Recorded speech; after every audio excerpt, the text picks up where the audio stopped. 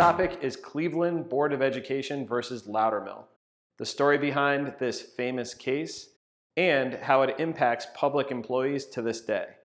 This is the third in a series of videos that will provide the background behind famous cases that impact law enforcement officers. I'm Steve Serbalik, and I'm a panel attorney with ASCOPS in Arizona.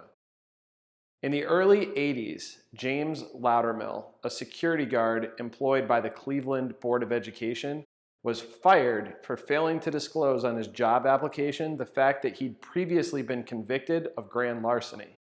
Loudermill appealed to the Cleveland Civil Service Commission, which upheld the dismissal about 9 months after the appeal had been filed.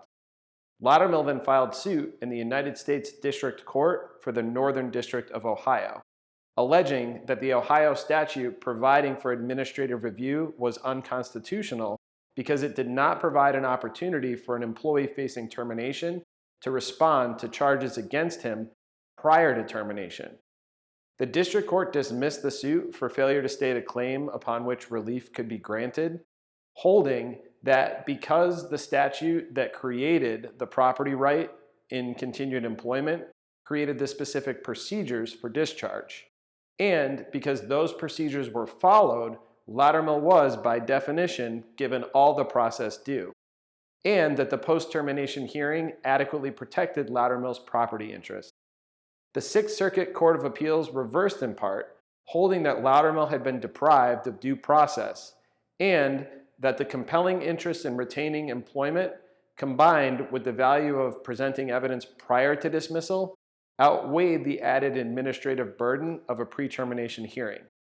In a 6-3 decision, the United States Supreme Court affirmed. The Supreme Court held that Ohio gave non-probationary public employees a property interest in continued employment. And once a property interest exists, it can't be deprived unless due process exists. Specifically, the court held that public employees with a property interest in their employment must be given some kind of hearing before their termination. The scope of this pre-hearing review is limited. It doesn't need to be in person, and it doesn't need to definitively resolve whether termination is proper, but it should be an initial check against mistaken decisions. The court also held that the 9-month delay in resolving Loudermill's case didn't represent a separate constitutional violation.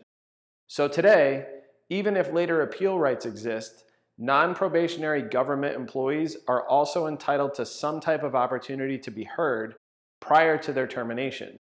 This hearing can be in person or in writing and can serve as an important opportunity for the decision maker when deciding whether to terminate a government employee.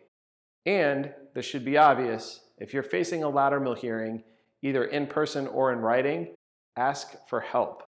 Lawyers like me and organizations like ASCOPS regularly prepare for and participate in Loudermill hearings, so we can help you make your presentation as good as possible. Don't go at it alone.